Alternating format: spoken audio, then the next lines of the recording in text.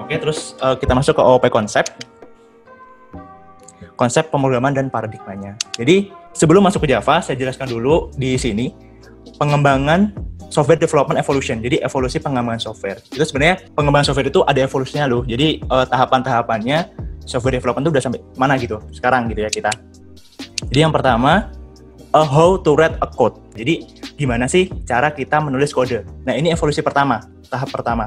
Jadi, secara jenjang jabatan biasanya disebut sebagai coder atau programmer.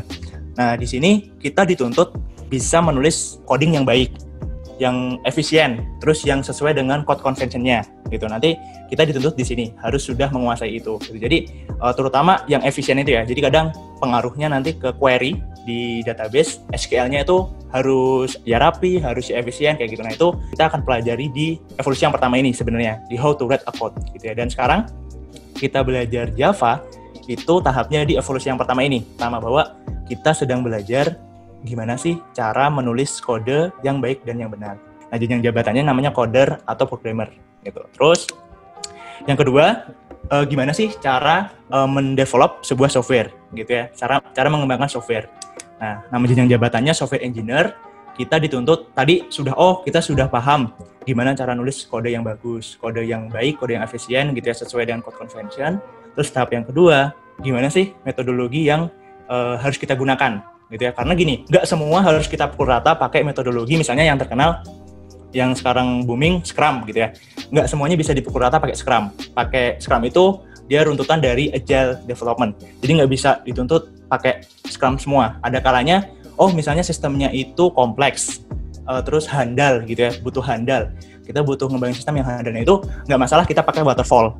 Tapi kalau misalnya dia kondisinya spare waktunya sedikit nih buat ngembangin aplikasinya, terus user requirement, kebutuhan user itu nggak jelas, nah itu baik banget kita pakai Scrum gitu ya, bagus banget kita pakai Scrum. Jadi nggak bisa dipukul rata gitu ya. Nanti juga ada yang rapid application development, bisa kita pakai pair programming atau bisa kita pakai prototyping gitu. Jadi metodologi itu ada banyak dan kita harus menyesuaikan dengan kebutuhan gitu ya. Jadi di materi sebelumnya terkait software engineering itu Pak Romi kebetulan yang menjelaskan itu sudah menyampaikan bahwa aturan metodologi itu kita harus sesuai dengan kebutuhan kita gitu. Jadi nggak boleh dipukul rata. Jadi kadang bukan cuma istilahnya garis kerasnya itu bukan cuma idola-idola Korea gitu aja. Jadi ternyata garis keras itu juga ada di metodologi. Jadi garis keras yang Scrum kadang menghina yang waterfall.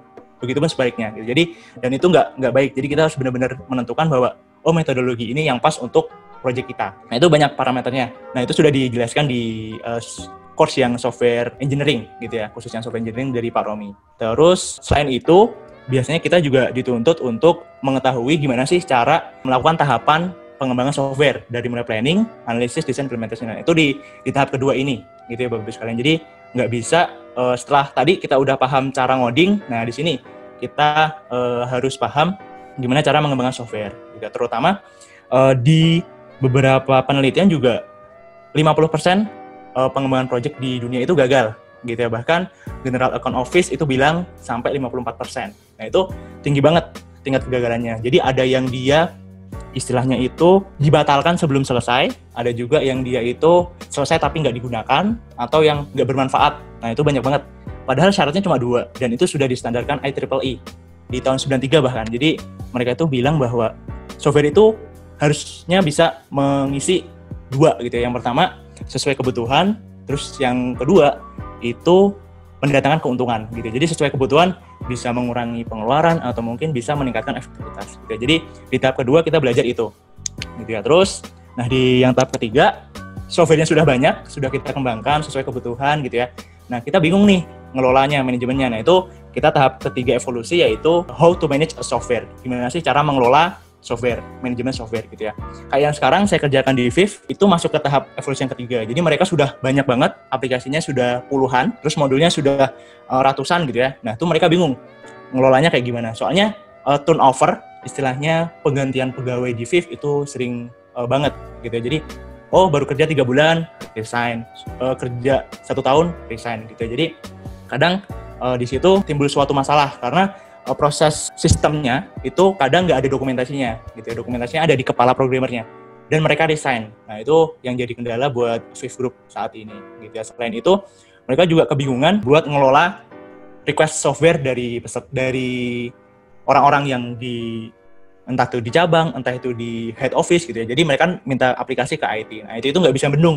Sebenarnya yang harus dibuat yang mana sih gitu ya. Nah, itu kadang juga kondisinya kebingungan tim IT. Makanya butuh nih si arsitekturnya namanya enterprise arsitektur gitu ya. Jadi orangnya nanti biasa disebut sebagai enterprise architect gitu. Jadi kadang 1 2 3 ini kalau di jurusan teknik informatika biasanya urut juga gitu ya. Terus 1 biasanya ada pemrograman dasar, pemrograman lanjutan gitu ya di semester 1 2 3. Yang di semester 2 biasanya ada SAD, Analysis Design System atau RPL gitu. Nah, di 3 itu biasanya ada mata kuliah Enterprise Architecture. Jadi dibuat urut juga gitu sesuai kurikulum gitu. Jadi memang evolusi software development seperti ini gitu Bapak Ibu sekalian. Dan sekarang kita belajar Java itu ada di posisi pertama. Jadi gimana sih cara menulis kode yang baik dan yang benar, dan spesifik kode buat Java gitu ya Bapak Ibu sekalian. Nah, setelah kita tahu evolusinya, terus kita masuk nih ke bahasa pemrograman. Kenapa sih di dunia ini itu kita butuh bahasa pemrograman gitu ya? Kenapa kok nggak bisa pakai bahasa Inggris atau pakai bahasa Sunda, bahasa Jawa, bahasa Korea gitu ya? Nah, karena pertama, mesin itu dia bekerja seperti switching. Dia cuma tahu 0, 1, 2 angka itu aja. Dia nggak tahu bahasa Jawa, nggak tahu bahasa Sunda, nggak tahu bahasa Korea gitu. Jadi dia cuma bahasa switching aja yang tahu gitu ya. Nah, terus kita nggak bisa paham nih, manusia nggak bisa paham hanya dengan mengenali 0 dan 1 gitu ya. Kadang digabung jadi biner 0 1 1 0 1 1 0 0. Nah, itu kadang keterbatasan manusia buat memahami itu gitu ya. Makanya datanglah yang dinamakan bahasa pemrograman. Jadi gunanya buat perantara gitu ya antara kita sebagai manusia dengan komputer yang kita gunakan gitu ya, terutama aplikasi-aplikasi yang kita gunakan. Jadi nggak bisa kita pakai bahasa Korea nih buat istilahnya ngelihat atau nyuruh komputer. Nah, itu nggak bisa. Jadi kita harus pakai bahasa pemrograman itu gitu. Walaupun nanti bahasa pemrograman itu ya bisa pakai bahasa Inggris juga. Nanti kalau pas misalnya di YouTube gitu ya, ngelihat mahasiswa yang IT di Jepang itu juga nanti codingnya pakai bahasa Jepang. Tapi mereka itu nanti codingnya akan dialihkan, akan dipindahkan ke bahasa komputer menggunakan 2 cara, interpreter atau compiler gitu ya. Jadi bisa nanti diinterpretasikan atau bisa juga dikompilasi. Nah, jadi 2 cara ini yang ubah bahasa manusia menjadi bahasa komputer gitu ya. Dan proses bahasa pemrograman nanti di set menggunakan interpreter atau compiler gitu. Jadi itulah kenapa bahasa pemrograman itu datang di kehidupan kita gitu ya. Yang pertama buat jadi perantara untuk kita sebagai manusia dengan komputer yang kita gunakan gitu ya. Jadi ada banyak, ada PHP, Java, C, terus Python. Nah, kayak gitu mereka itu datang buat jadi perantara kita gitu. Jadi kadang kalau kita ngetik atau ngoding, if, else, jika, maka, nah, itu kan udah bahasa manusia gitu ya. Tapi sebenarnya komputer nggak paham itu. Jadi nanti itu akan diubah menjadi 0110 seperti itu. Nah, itu pakai bahasa pemrograman nanti gitu ya. Jadi nanti ada 2 cara, interpreter dan compiler. Nah, terus interpreter dan compiler itu apa sih gitu ya? Nah, proses compiler itu si source code-nya yang kita sudah ketik gitu ya, itu akan diubah bentuk menjadi suatu file yang nanti bisa dieksekusi. Contoh gampangnya adalah C, yang dia ngubah si source code-nya menjadi sebuah kompilasi namanya .exe gitu ya. Nah, biasanya kalau misalnya teman-teman install software itu kan kalau di platformnya Windows itu biasanya dia ekstensinya .exe. Nah, dari situ itu sebenarnya .exe itu adalah suatu file kompilasi gitu ya. Jadi dia di compile. Nah, prosesnya namanya compiler gitu ya. Jadi kondisinya seperti itu. Nah, nanti ada juga yang prosesnya itu lewat interpreter. Nah, interpreter itu beda lagi. Kalau di compile itu dia diubah menjadi suatu file yang langsung bisa dieksekusi. Kalau interpreter biasanya itu langsung dieksekusi gitu ya. Jadi source code-nya sudah selesai kita ketik, langsung kita running gitu ya. Nah, itu nanti langsung bisa jalan gitu ya. Contoh mudahnya kalau teman-teman pernah pakai PHP. Nah, PHP itu contoh mudah bahasa pemrograman yang dia pakai interpreter. Jadi sekali kita ngoding PHP, nanti kita langsung jalanin aja, nanti langsung muncul web PHP-nya gitu ya. Jadi nggak perlu di-compile lagi menjadi suatu file.exe kayak gitu ya. Nah, itu perbedaan antara compiler sama interpreter. Nah, tadi saya sempat singgung ya. Jadi C language itu adalah contoh mudah untuk penerapan compiler dari source code-nya si program. Terus nanti dia di-compile, nama compilernya itu C compiler, terus nanti jadi sebuah file executable gitu ya. Jadi .exe file. Nah, dia sebenarnya isinya itu yaitu 001001 kayak gitu. Itulah kenapa bahasa pemrograman itu datang. Jadi buat jadi perantara kita antara si manusia dengan komputer gitu ya. Ini C language. Nah, terus nanti untuk yang di PHP gitu ya. Kalau di PHP itu, nah jadi di PHP biasanya request-nya datang dari manusia lewat web browser gitu ya. Kita bisa pakai Internet Explorer, Chrome, atau mungkin Mozilla gitu ya. Terus request nanti ke web servernya gitu ya. Entah itu mungkin kita hosting gitu ya. Nah nanti di situ sudah ada tuh source code kita gitu ya. Nah biasanya kalau misalnya yang web programming khususnya PHP biasanya di-join antara PHP dengan HTML, CSS atau JavaScript gitu ya. Nah, tapi PHP script ini itu dijalankan pakai PHP interpreter gitu ya. Makanya di sini responnya itu bukan PHP-nya, tapi adalah interpreting dari PHP-nya gitu. Jadi script-nya langsung dijalanin, digabung sama HTML, CSS, JavaScript, di-render, nah baru tampil webnya gitu ya. Nah, itu proses perubahan dari kode PHP yang akhirnya nanti bisa dieksekusi oleh komputer kita gitu lewat browser gitu ya. Jadi PHP interpreter gitu. Nah, buat ngelihatnya pakai web browser gitu ya. Jadi web browser itu dia sebagai interpreter untuk membaca PHP gitu ya. Jadi dia source code-nya nggak perlu kita compile lagi, langsung bisa dijalanin. Nah, kita masuk ke Java. Nah, Java ini agak beda. Java itu dia lewat dua proses, compiler lalu diinterpretasikan gitu ya. Dari source code nanti ekstensinya pakai .java gitu ya. .java nanti kita coding gitu ya. Nah, terus itu kita compile dulu gitu ya. Kita compile dulu, dia nanti jadi .class. Nama file compilation-nya. Kalau yang C tadi kan dia jadi .exe ya. Nah, kalau yang Java dia jadi .class gitu ya. Nah, perintahnya nanti kita bisa pakai di command prompt atau di CMD. Itu perintahnya ini. Java main.java gitu ya. Jadi Java main.java itu yang ini ya, source code-nya kita. Terus kita ketik aja Java main.java. Nah, nanti otomatis kita ls gitu ya. Ini kebetulan di Linux. Kita ls, nanti akan ada dua file. Main.class sama main.java yang tadi kita eksekusi. Gitu ya. Nah, cara menjalankannya kita execute aja pakai interpreternya gitu ya. Caranya gini.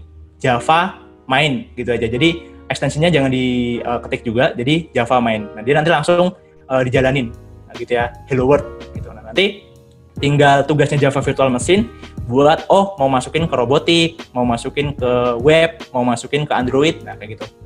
Jadi prosesnya kayak gitu. Nah, nanti kalau misalnya teman-teman mau coba, itu harus install dulu yang namanya Java Development Kit, JDK. Jadi di JDK itu nanti kalau misalnya sudah diinstal, perintah Java dan Java itu bisa dijalankan gitu ya.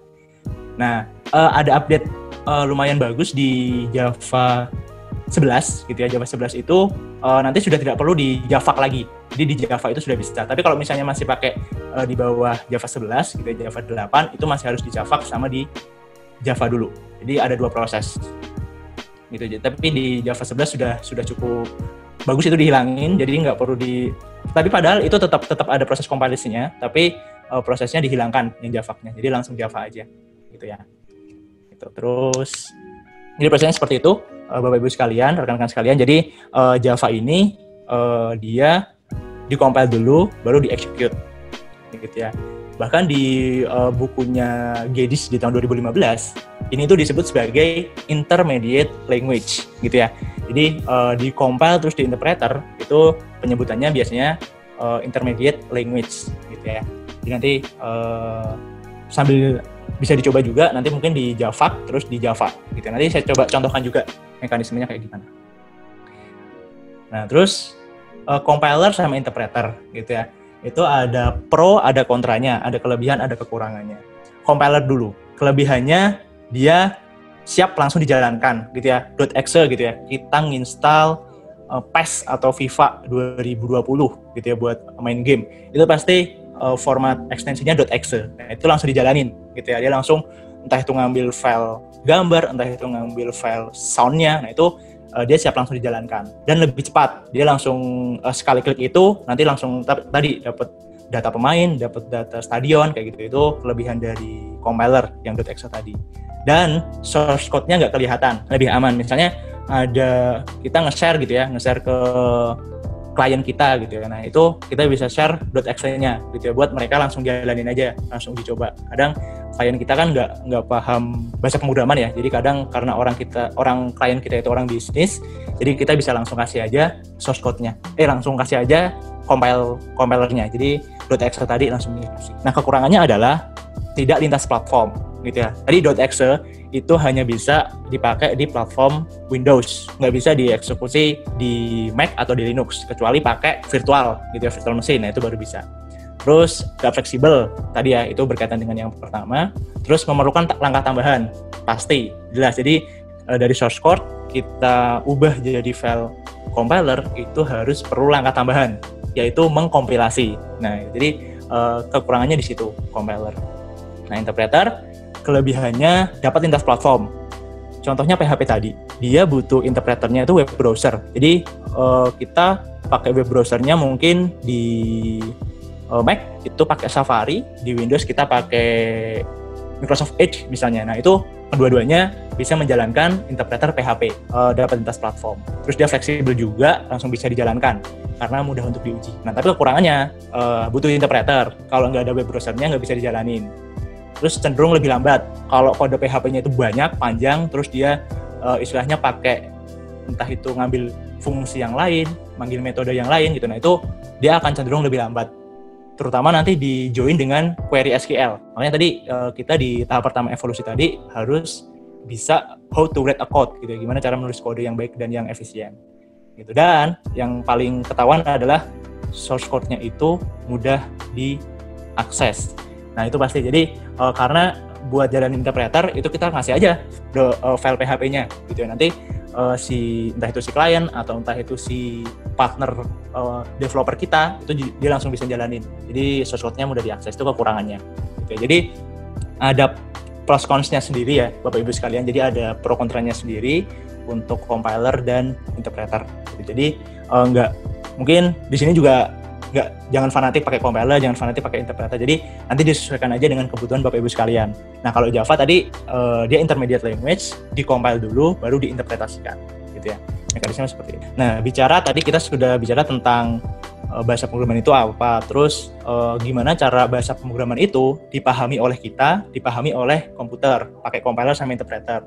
Terus secara tingkatan itu juga dia ada levelingnya, istilahnya bahasa tingkat tinggi, kayak lagunya Peter Pan, Highland tingkat tinggi. Jadi bahasa tingkat tinggi itu bahasa manusia, jadi semakin tinggi manusia itu semakin paham gitu ya. Tapi kalau misalnya dia semakin rendah, berarti secara pemahaman manusia semakin sulit karena dia pakai bahasa assembly. Nah, jadi yang bahasa assembly itu mendekati 0, 1, 1, 0, 1, 1. Nah, itu kan kadang kita punya keterbatasan terkait menghafal kode-kode seperti itu gitu. Jadi makanya semakin tinggi itu biasanya semakin mudah dipahami manusia gitu ya. Kayak Java misalnya, kita pakai if, else tadi ya, kayak jika maka, terus misalnya kita pakai print gitu ya. Print itu berarti dia mencetak. Nah, itu udah bahasa-bahasa manusia gitu ya. Jadi dia levelnya udah tinggi gitu ya. Tapi sebenarnya punya kelebihan dan kekurangan masing-masing. Semakin tinggi bahasa pemrogramannya, kadang processing-nya semakin lama gitu ya. Karena tadi semakin tinggi berarti kan jarak ke bahasa yang mesinnya semakin jauh.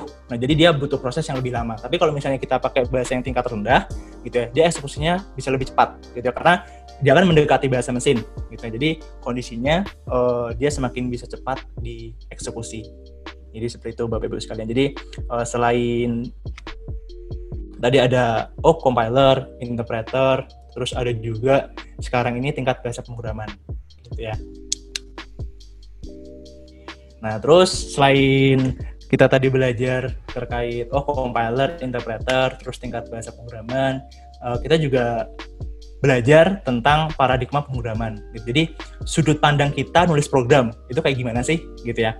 Nah, jadi yang hype itu sebenarnya ada 4, functional, procedural, object oriented, sama logical programming, gitu ya. Cuma logical itu hampir setara dengan procedural programming, gitu. Jadi kondisinya functional itu biasanya urutan fungsi secara sekuensial, gitu. Jadi oper-operan fungsi. Misalnya kalau misalnya kita pakai itu biasanya fungsi matematis kan biasanya ada fungsi kuadrat gitu ya.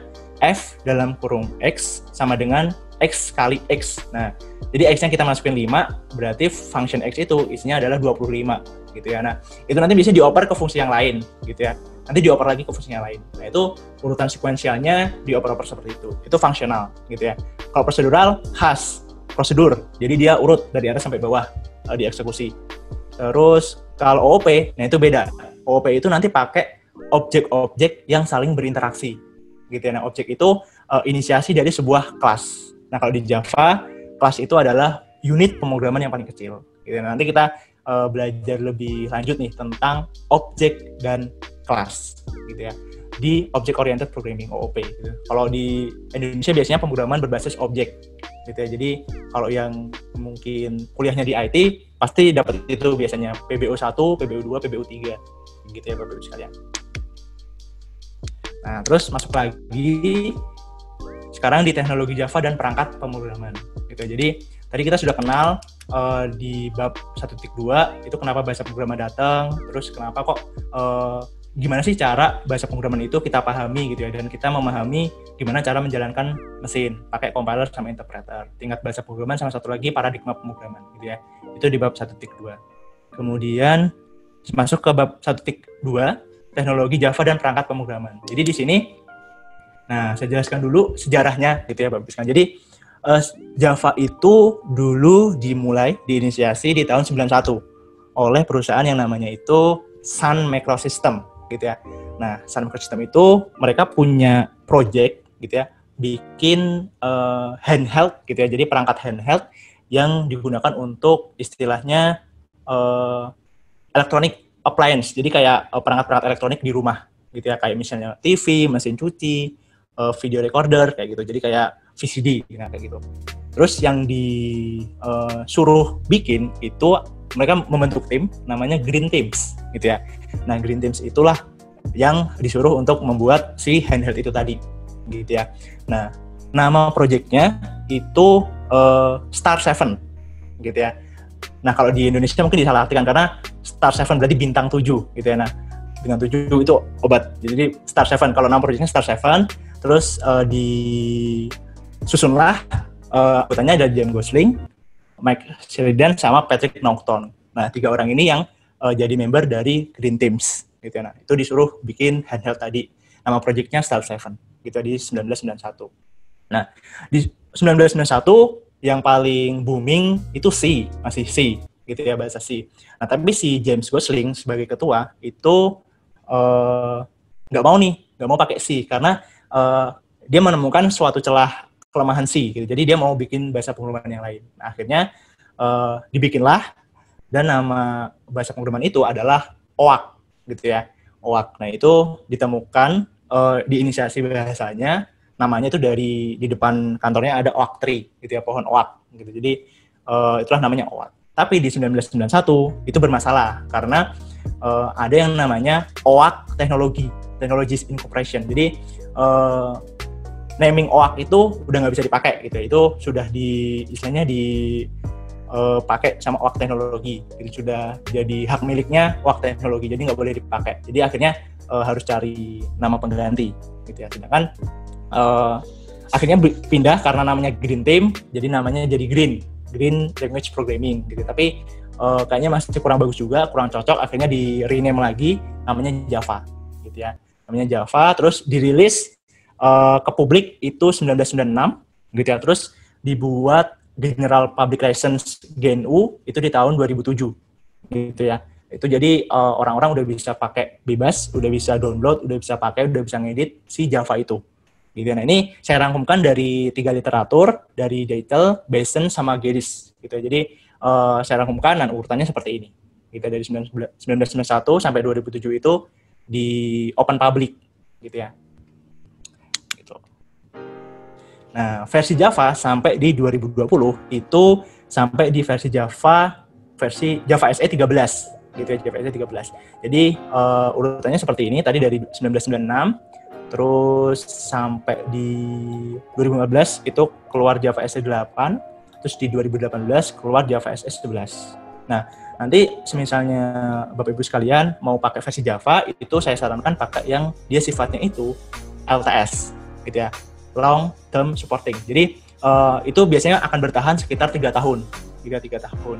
Dan khas banget karena 2009 kebetulan Sun Microsystem itu dibeli oleh Oracle, gitu ya, karena sudah hampir mungkin Oracle melihat peluang Java lumayan besar, jadi akhirnya dibeli oleh Oracle. Jadi termasuk ujian sertifikasinya, gitu ya, itu biasanya disesuaikan dengan versi Java yang LTS, gitu ya. Jadi Java SE 8 programmer 1, terus nanti Java SE 11 programmer 1, programmer 2 gitu. Jadi kalau secara title sertifikasinya itu nanti dapat Oracle Certified Association, gitu ya, OCA, gitu ya. Nanti terus tingkatannya OCP, itu profesional. Nanti expertise OCE kayak gitu. Itu leveling untuk sertifikasinya seperti itu, gitu ya. Terus untuk yang Java EE, itu kalau yang Java SE kan versi desktop, gitu ya. Nah, kalau yang Java EE sebenarnya itu untuk Java yang versi webnya, gitu ya. Nah, yang di Java EE versi 9 akhirnya sudah tidak dikembangkan oleh Oracle lagi, tapi dilepas ke Eclipse Foundation. Nah, Eclipse itu dulu bikin polling, ternyata namanya adalah Jakarta EE, gitu ya.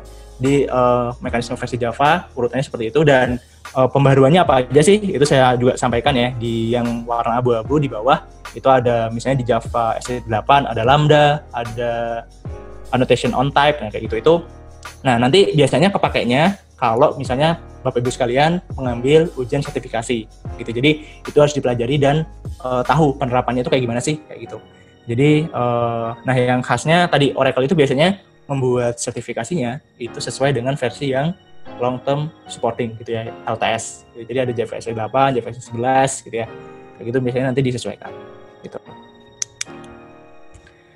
Nah, tadi saya sempat singgung sedikit bahwa Java SE khusus buat desktop, terus Java EE khusus buat aplikasi web, gitu ya. Karena Java platform itu ada beraneka macam. Nah, ini saya kutipkan ada 4, gitu ya. Tadi Java SE itu untuk aplikasi desktop, Java EE untuk aplikasi web. Jadi kalau misalnya teman-teman dengar, Java EE web application with Spring, gitu. Jadi itu ngembangin aplikasi Java yang web tapi pakai juga Spring, gitu ya. Nah, jadi jangan sampai salah maksud dan tujuan. Jadi kalau misalnya mau ngembangin desktop, ya nanti yang versinya Java Standard Edition, Java SE. Kalau yang Enterprise Edition atau web, ya Java EE, gitu ya. Nah, nanti kalau yang khusus untuk perangkat kecil, terutama Android, mereka nyebutnya platformnya Java Micro Edition, Java ME, gitu ya. Nah, nanti ada satu lagi namanya Java FX, gitu. Itu buat nanti kalau misalnya Bapak Ibu sekalian mau bikin sebuah aplikasi, gitu ya, yang GUI-nya lebih bagus, nanti bisa dimasukin efek grafis, sound, video. Nah, itu nanti bisa pakai Java FX. Karena nanti kalau yang di Java SE biasanya pakai library-nya Swing atau AWT. Jadi antara itu, nah nanti untuk Java FX dia pakai library-nya Java FX, gitu ya, buat nyusun GUI-nya, graphical user interface-nya. Jadi buat nyusun desain sistemnya nanti pakai Java FX, dan itu lebih powerful, itu lebih bagus lah, gitu, pakai Java FX, gitu. Jadi platformnya ada 4 ini ya Bapak Ibu sekalian. Nah, khusus untuk aplikasi, gitu ya, banyak banget bertebaran di dunia ini Java platform application, gitu ya, dari mulai mobile phone. Cenderungnya mungkin yang sekarang dikembangkan di aplikasi Android kita itu pakai Java, gitu ya. Terus video game, gitu ya, itu yang paling hype banget Minecraft, gitu ya. Minecraft itu game petualangan yang nggak ada habisnya. Nah, itu dia juga landasan sistemnya pakai Java, gitu ya. Terus Murex untuk trading, gitu ya, itu dia juga backend-nya dipakai Java. Nah, terus yang di big data, gitu ya, untuk yang mining data, gitu ya, untuk data teknologi itu pakai mungkin Bapak juga sering dengar Hadoop dan Elasticsearch. Nah, itu Hadoop dan Elasticsearch itu sebenarnya dibuat pakai Java juga, gitu. Jadi sebenarnya di dunia ini platform application pakai Java itu banyak banget, gitu. Jadi tadi ada mobile phones, ada video game, ada trading application, sama ada big data teknologi, gitu ya. Jadi ada beraneka macam platform yang bisa kita lihat, gitu ya. Nah, terus kenapa sih kita harus pakai Java, gitu ya? Kenapa kok harus Java, gitu ya? Jadi pertama, kalau kita mau belajar object oriented programming, gitu ya, itu yang paling simple dan familiar pakai Java, gitu ya. Nah nanti itu konsep OOP nanti mungkin bisa Bapak Ibu terapkan, bisa Bapak Ibu pakai mungkin di bahasa pemrograman yang lain gitu ya. Nah tapi yang paling simple dan familiar untuk dipelajari itu adalah lewat Java. Buat konsepsinya dulu, konsepsi OOP-nya nanti bisa dipelajari lewat Java gitu ya. Terus arsitekturnya netral gitu ya. Tadi saya sampaikan, Java nanti bisa dijalankan di Windows, bisa dijalankan juga di Mac, di Linux itu bisa. Jadi asalkan tadi Bapak Ibu sekalian nanti install yang namanya Java Development Kit gitu ya. Nah, nanti kalau misalnya search di Google gitu ya, itu kalau misalnya mau download JDK dari Oracle sudah menyediakan lengkap. Versi Windows ada, versi Linux ada, versi Mac juga ada gitu. Jadi itu untuk mengantisipasi bahwa ternyata Java itu arsitekturnya netral. Dia bisa dipakai di hampir seluruh arsitektur komputer gitu ya. Dokumentasinya open source pasti. Kita mau misalnya ada kesulitan mau lihat dokumentasi sebenarnya if else itu digunakan buat apa aja sih? Nah, itu bisa di situsnya Oracle juga banyak gitu. Terus di TOB Index itu dia ranking pertama gitu ya, ranking pertama untuk penerapan bahasa pemrograman yang paling banyak dipakai di dunia gitu ya. TOB sendiri dia itu seperti software quality company gitu. Jadi dia setiap bulan itu ngeluarin bulan ini yang banyak dipakai bahasa pemrograman yang mana gitu ya. Nah itu TOB itu rilisnya reguler setiap bulan dikeluarin sama mereka gitu. Nah itu jadi bisa jadi landasan Bapak Ibu sekalian mungkin untuk melihat statusnya sekarang bahasa pemrogramannya sampai di mana nih, udah nomor berapa nih gitu ya. Jadi Java biasanya Java sama C gitu ya, itu yang di posisi atas untuk saat ini gitu. Nah terus de facto standard programming language in education. Nah jadi kadang dulu di kampus saya juga belajar Java juga untuk pemrograman berbasis objek gitu ya. Terus memang bagusnya saya juga pernah bantu juga buat nyusun kurikulum di Universitas Lambung Mangkurat. Itu di set untuk bahasa pemrogramannya dari semester 1 sampai semester 8 itu yang di set cuma satu bahasa pemrograman. Dan itu adalah Java gitu ya. Jadi biar konsentrasi mahasiswa nggak terpecah. Nah itu jadi tujuannya ULM dulu seperti itu. Jadi kadang untuk di bidang edukasi, di bidang perkuliahan, kadang Java ini jadi standar de facto buat belajar programming gitu ya. Terutama di jurusan teknik informatika, sistem informasi gitu ya, teknik komputer. Nah kayak gitu biasanya terkait standar de facto-nya pakai Java gitu ya. Jadi saya bisa nyebut de facto standard programming language in education. Jadi di edukasi Java menjadi standar de facto gitu ya. Nah, beberapa aplikasi platform lain tadi selain yang saya sebutkan seperti ada Minecraft, terus ada Murex, ada Hadoop gitu ya. Itu terkait platform yang lain. Nah, ini kalau di aplikasi biasanya sering banget kita temui pertama SPSS. Ya, SPSS itu dia pakai Java. Terus ini untuk pengembangan bisnis proses gitu ya, ini pakai Bizagi Modeler. Nah dia juga pakai Java. Terus ini RapidMiner gitu ya, dia untuk memining data. Nah itu pakainya dia juga Java gitu ya. Nah khasnya biasanya gini, kalau yang dia pakainya Java itu kita harus install JDK biasanya, dibutuhkan JDK. Nah itu berarti kalau misalnya kita butuh JDK, berarti di situ dia ada coding program pakai Java gitu ya. Jadi berarti aplikasinya itu di coding pakai Java. Jadi kalau misalnya install SPSS itu butuh JDK, install Bizagi itu juga butuh JDK gitu ya. Nah ini beberapa aplikasi ini yang istilahnya berarti backend-nya itu pakai Java gitu ya Bapak Ibu sekalian. Jadi 3 aplikasi ini yang mungkin terkenal juga gitu ya di kalangan IT industri, akademisi kayak gitu ya. Nah ini contohnya yang RapidMiner tampilannya gitu ya. Jadi tujuannya RapidMiner itu buat ngubah suatu data tabel gitu ya, data mungkin puluhan ribuan data itu jadi rumus, pola atau pengetahuan gitu ya. Jadi kadang kalau di kampus kita gitu ya, di kampus-kampus mungkin data seperti ini tidak diolah lagi gitu ya. Padahal sebenarnya kalau misalnya ini nanti di mining gitu ya, dicemplungin ke RapidMiner, nanti dia bisa jadi decision tree seperti ini gitu ya. Jadi bahwa penentu keputusan atau pohon keputusan. Jadi kalau misalnya status mahasiswanya bekerja atau enggak gitu ya. Bekerja. Tapi IPS semester 3-nya itu di atas 3,5. Pasti dia lulus tepat waktu. Gitu gitu ya. Jadi kita bisa buat prediksi kelulusan mahasiswa itu pakai si rapid miner tadi gitu ya. Nah ini sebenarnya si materinya sudah dijelaskan Pak Romi di materi data mining konsep dan data mining praktis gitu ya.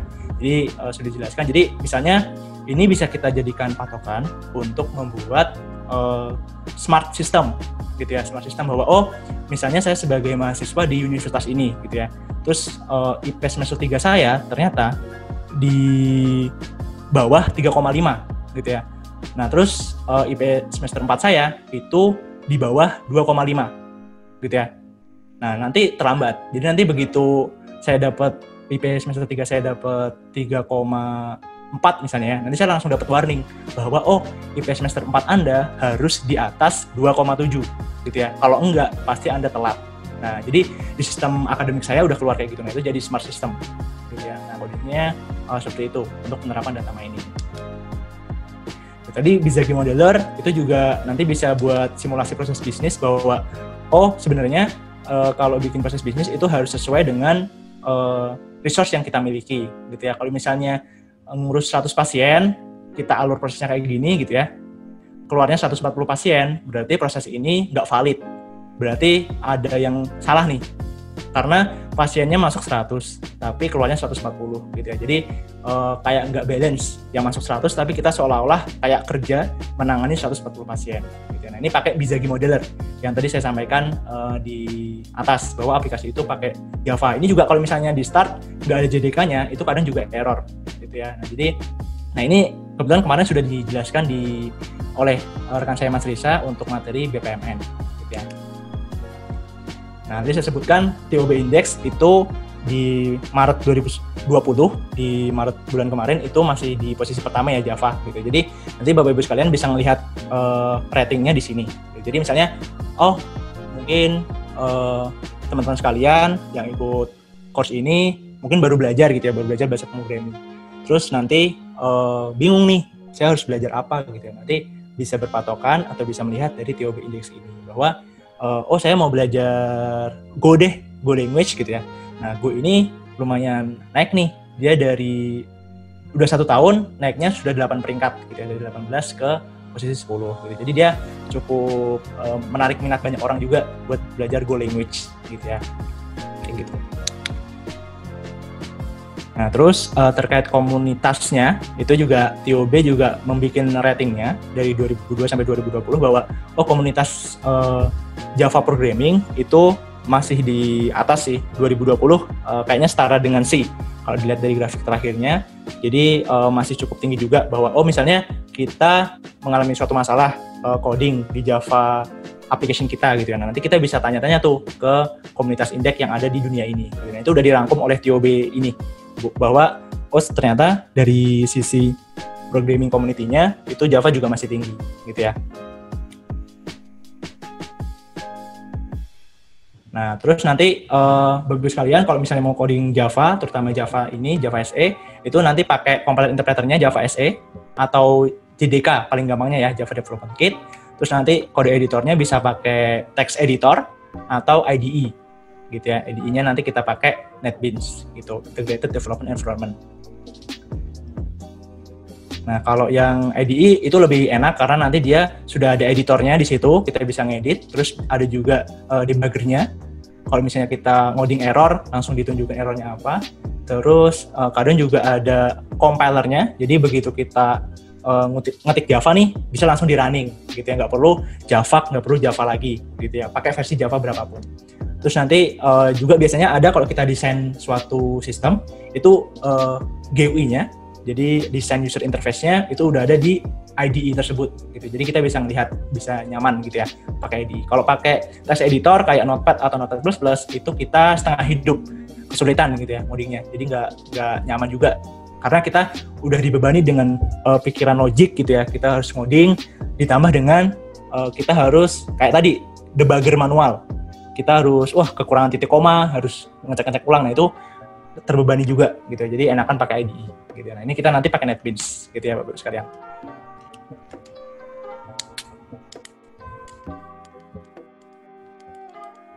Nah jadi tadi saya sempat sampaikan bahwa Java itu bekerja di compile dulu gitu ya lewat perintah Java. terus nanti jadi hello.class gitu ya. Terus nanti dijalankan pakai perintah Java.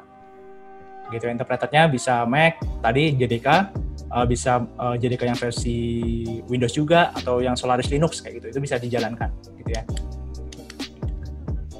Jadi read once, run everywhere. Jadi sekali tulis itu kita bisa gunakan di beberapa tempat kayak gitu ya. Itu jargon Java juga gitu ya.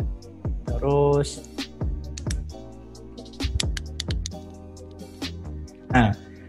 menulis program Java itu nanti kita bisa pakai beberapa library gitu ya. Kalau yang nanti kita mau bikin aplikasi yang text based gitu ya, kita bisa pakai library yang non GUI gitu. Itu dokumentasinya juga ada di Oracle.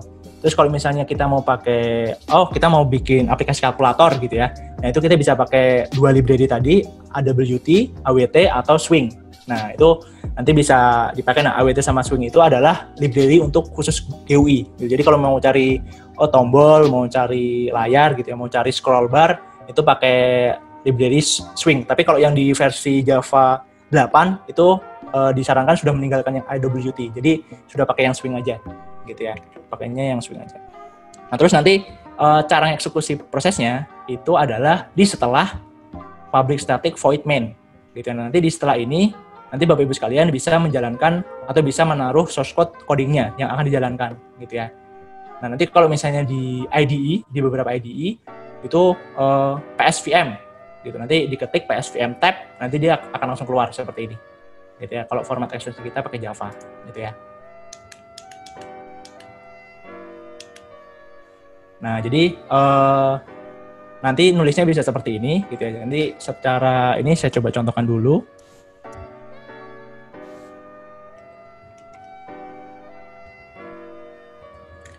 Bahwa nanti semisalnya Bapak Ibu sekalian mau nulis program Java, nanti bisa langsung di bawah ini, nah langsung ditulis aja programnya, gitu ya.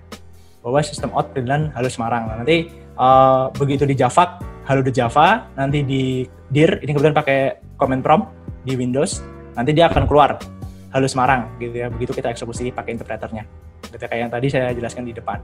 Nah, cara nulisnya tadi seperti ini. Untuk menampilkan kata-kata atau tulisan Halo Semarang. Gitu. Jadi program yang dijalankan itu adalah di bawah public static void main. Nah, di bawah situ nanti Bapak Ibu sekalian bisa nulis logic if else lah, looping lah, nampilin tulisan lah. Nah, itu harus ada di bawah PSVM gitu ya Bapak Ibu sekalian. Jadi nanti untuk menjalankan sistemnya ada di bawah public static void main. Nanti saya sering singkat PSVM. Gitu. Nah, nanti di sini juga sudah saya screenshot juga langkah-langkahnya ya Bapak Ibu sekalian. Jadi nanti kalau pakai NetBeans, gimana sih cara cepat bikin seperti ini gitu ya. Nah, nanti sudah saya jelaskan langkah-langkahnya di sini. Nah, nanti saya demokan gitu ya.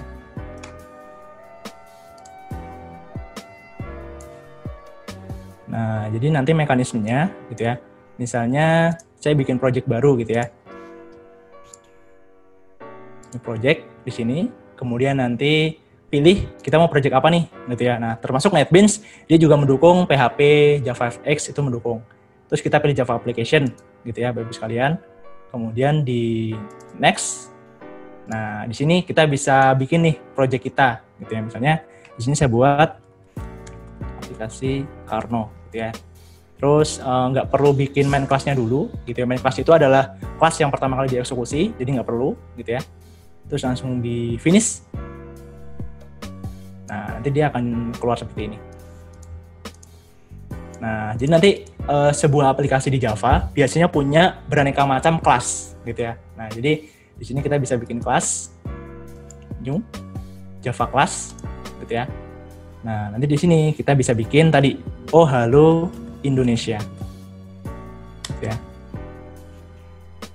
Nah, muncul seperti ini.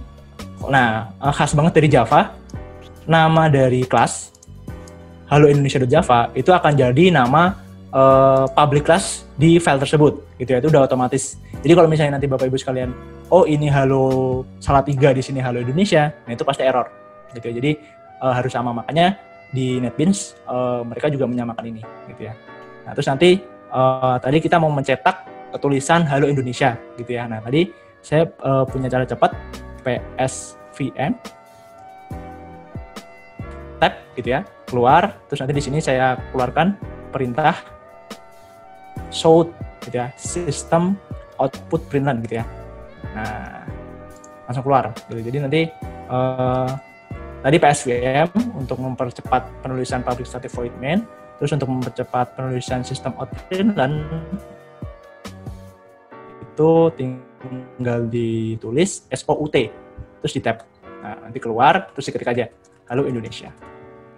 Nah, nanti di sini cara menjalankannya gitu ya. Nah, itu sebenarnya kalau misalnya nanti pakai metode manual kayak di command prompt ya, tadi harus di Java dulu terus baru di Java diinterpreterkan gitu. Jadi itu agak lama. Nah, kalau di NetBeans itu tinggal di sini diklik kanan aja di bagian codingannya, terus nanti di run file. Nah, nanti muncul tulisan Halo Indonesia gitu ya. Nah, jadi dia langsung di running juga. Makanya tadi saya sebut IDE itu mereka juga sudah punya compiler. Jadi kadang kita klik kanan run sudah jalan gitu ya. Nah, jadi mekanismenya seperti itu untuk bikin Halo Jakarta gitu ya. Nanti bisa Bapak Ibu ikuti juga di materinya, itu sudah saya jelaskan, saya rinci urut gitu ya. Nah, terus gimana nih kalau misalnya kita mau nyetak langsung 3 kayak gini gitu ya. Jadi buat kelas Halo Indonesia, terus nanti nyetak 3 Halo Indonesia, Selamat Pagi Indonesia, sama Jaya Indonesia. Nah, mekanismenya seperti ini, bahwa kita bikin tadi ya Halo Indonesia, terus nanti PSVM jangan lupa di sini, terus nanti di system.out.println Halo Indonesia gitu ya. Nah, nanti pelan-pelan saya akan jelaskan arti dari ini public static void main gitu ya. Ini nanti akan saya jelaskan gitu ya. Terus kalau untuk mencetak di Java ya ini system.out.println gitu ya. Kadang kalau di C gitu ya, itu printf kayak gitu, itu standar penulisannya beda-beda gitu ya. Nah, ini penulisannya kayak gini gitu. Dan khusus penulisan untuk nama file dan juga nama kelas, itu code convention Java adalah depannya kapital, terus nanti misalnya ada pemenggalan gitu ya, itu juga dipenggal pakai huruf kapital gitu Bapak Ibu sekalian. Jadi nanti bisa sambil dicoba juga gitu ya, penerapannya seperti ini.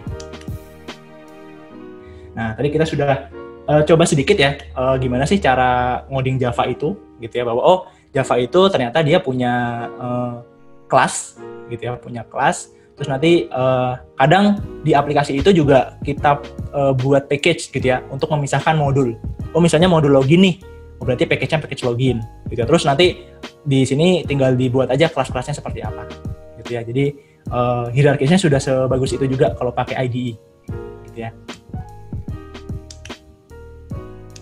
Nah, kemudian kita masuk ke konsep dasar PBO gitu ya. Nah, di sini ada objek gitu ya.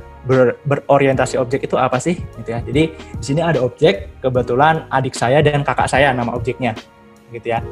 Nah, adik saya dan kakak saya itu punya atribut baju, jaket, terus tas, terus sepatu, celana gitu ya. Terus mungkin mereka pakai juga sarung tangan kayak gitu.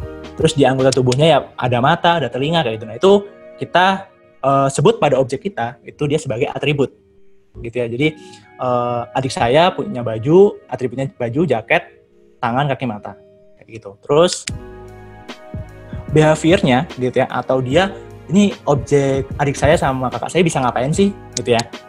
Mereka bisa punya cara jalan ke depan gitu ya. Mereka bisa jalan ke depan, terus mereka bisa jalan mundur gitu ya. Mereka bisa belok kiri, belok ke kanan, bisa manjat gitu ya.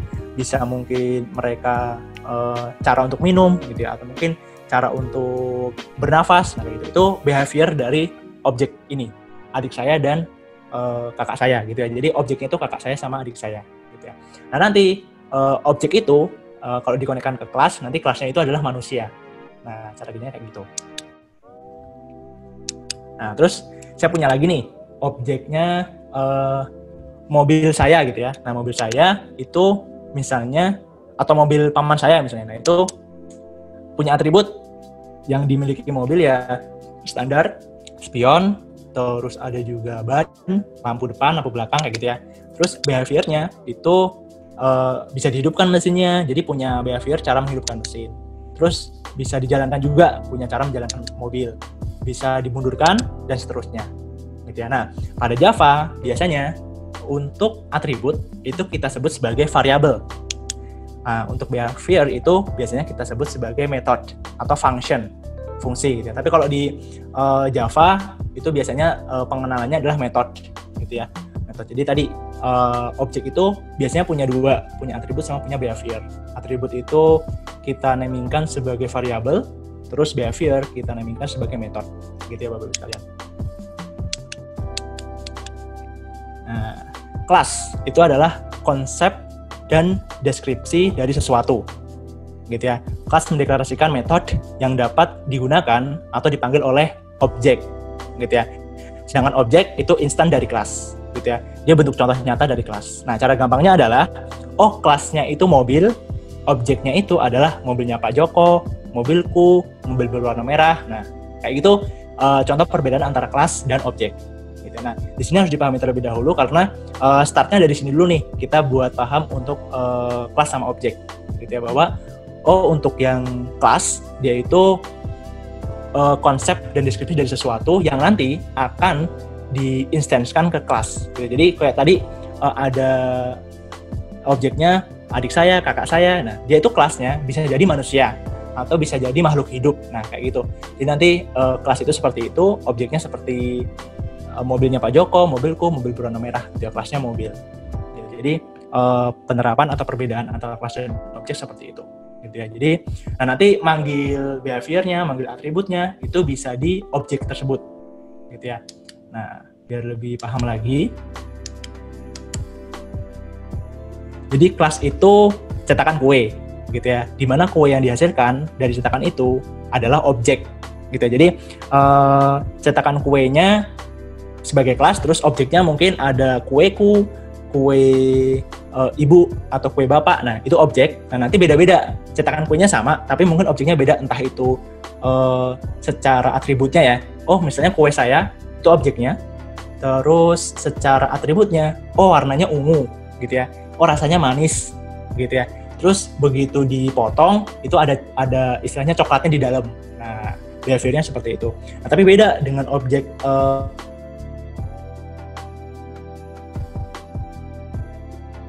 objek ibu saya, gitu ya. Warna sian, gitu ya. Tapi beda kalau punya ibu saya, warnanya mungkin hitam, terus rasanya nggak begitu manis, dan di dalamnya itu ada chipnya, ada choco chip. Jadi bukan kayak coklat cair kan. Nah, kayak itu adalah model gampang juga buat memahami perbedaan antara kelas dan objek. Gitu. Jadi warna kue bisa bermacam-macam meskipun berasal dari cetakan yang sama. Gitu. Jadi objek itu bisa punya sifat independen. Jadi dua objek yang menginstan ke kelas yang sama mungkin punya sifat yang beda-beda. Nah, itu contoh juga buat perbedaan antara kelas dan objek. Gitu. Nah, di bawah ini ada kelas dengan atribut, gitu ya. Kelasnya person. Terus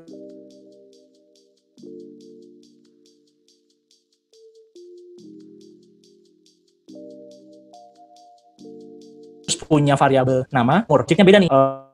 Terus umurnya 24 tahun. Tapi kalau yang person 2, objek yang kedua, dia itu punya atribut tadi beda, namanya Mary Sharp, terus umurnya 52 tahun.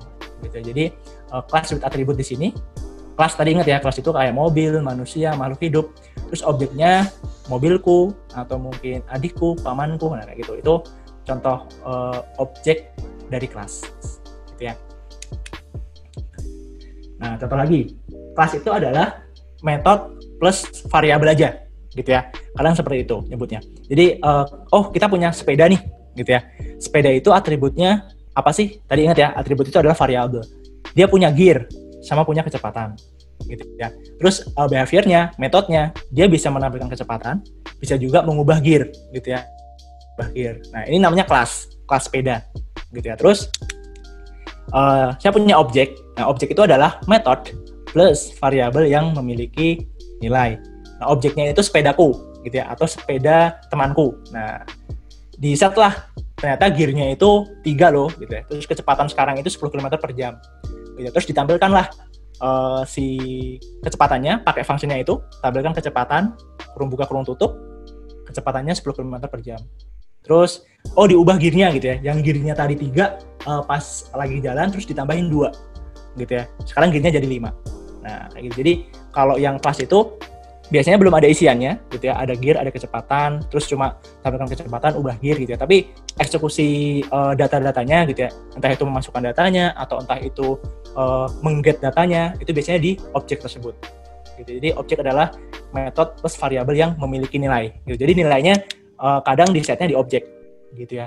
Di kelas masih belum di set nilainya. Gitu. Nah, variabel atribut itu adalah variabel yang mengitari kelas. Dan nilai datanya itu bisa ditentukan di dalam objek tadi ya, di dalam objek. Jadi contohnya gear tadi kita udah set bahwa kita mau nambahin dari 3 jadi 5, berarti ditambahin 2. Gitu. Terus variabel digunakan untuk menyimpan nilai. Gitu. Terus variabel di Java itu punya 3 item. Pertama jenis, tipe data gitu ya. Terus nama, sama satu lagi nilainya gitu ya. Nilainya berapa gitu. Nah, nanti kalau misalnya mau membuat si variabel itu di Java itu harus dituliskan 3 itu, jenis, nama, sama nilainya gitu ya. Jadi contohnya yang tadi di bawah bahwa person itu tipe datanya string gitu ya. Terus namanya itu adalah name. Nah, nilainya adalah Joe Smith, Mary Sharp gitu ya. Nah, jadi penulisan si value-nya atau si nilai datanya itu ditulisnya di objek gitu ya, bukan di kelas. Gitu. Jadi name, age, dan weight adalah atribut variabel dari kelas person. Gitu ya. Nanti mungkin ada weight berat juga. Jadi itu juga termasuk atribut yang ada di kelas person. Jadi nanti si objeknya tinggal pakai aja. Walaupun kadang setiap objek kan beda-beda. Tadi kembali ke sebelumnya bahwa sifatnya bisa independen, gitu ya, beda-beda. Gitu. Nah, terus di sini misalnya saya contohkan membuat kelas, objek, dan memanggil atribut. Nah, jadi ada kelas namanya mobil, gitu ya. Terus saya set, mobil itu punya atribut warna, gitu ya. Tadi atribut warna, dan juga tahun produksi, gitu ya. Dan ingat, code convention-nya adalah harus disertakan dengan tipe datanya, gitu ya. Jadi string, warna, integer, tahun produksi. Terus, nah nanti saya buat objek nih, namanya mobil beraksi, gitu ya, mobil beraksi. Ini sebagai objek yang instansnya dari mobil. Nah, kemudian saya jalankan, saya buat PSVM, gitu ya. Kenapa ini nggak ada PSVM-nya? Karena kelas ini bukan yang dijalankan, gitu ya. Jadi yang dijalankan adalah objeknya. Jadi di objeknya lah kita kasih PSVM. Terus kita inisiasi si objeknya. Objeknya adalah mobilku nih, gitu ya. Mobilku. Nah, dia menginisiasi dari kelas mobil, gitu ya. Kayak tadi yang si sepedaku, nama kelasnya adalah sepeda. Terus ada juga yang mobilku, nama kelasnya mobil. Nah, kayak gitu. Itu contohnya seperti ini. Nah, udah deh. Nanti setiap objek punya tipe independen masing-masing. Misalnya yang ini, mobilku dot warna sama dengan hitam, gitu ya. Mobilku tahun produksinya 2006. Nah, terus saya tampilkan lagi deh. Saya print, sold, system out println, warnanya adalah hitam, terus tahun produksinya adalah 2006. Gitu. Jadi ini begitu di running, nanti keluarnya adalah warnanya hitam sama 2006 tahun produksinya. Misalnya nanti mau bikin objek lagi bahwa mobil pacarku misalnya. Nah, itu nanti bisa lagi kita set mobil pacarku dot warna pink gitu ya. Mobil pacarku dot tahun produksi 2020. Nah, nanti itu sifat independen masing-masing ya. Jadi tadi objek mobilku sama objeknya mobil pacarku gitu. Jadi dia punya kelas 1 namanya mobil. Nah, dia sudah punya standar harus diisi warna sama diisi tahun produksi. Gitu ya. Jadi modelnya seperti itu. Nah, terus nanti ini contoh tadi ya, cara membuat si contohnya yang objek terus kelas dan mengisi variabel di objek. Nanti bisa diikuti juga. Nah, nanti keluarnya seperti ini. Nah, beda nih, saya bikin objeknya mobil Karno gitu ya. Tapi instance kelasnya ke mobil. Nah, otomatis nanti akan tampil di sistem kita pas dijalankan adalah warnanya biru, dan tahun produksinya 1997. Karena di sini saya setnya seperti itu. Gitu ya. Jadi itu tadi sifat objek itu independen.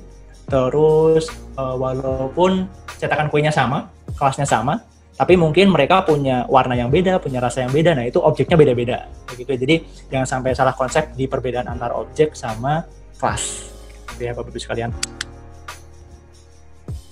Nah, tadi kita sudah bicara tentang variabel, tentang atribut. Nah, sekarang kita bicara tentang metode atau behavior gitu ya. Jadi metode adalah urutan instruksi yang mengakses data dari objek. Gitu. Jadi, kita tadi sudah pakai yang namanya system.out.println.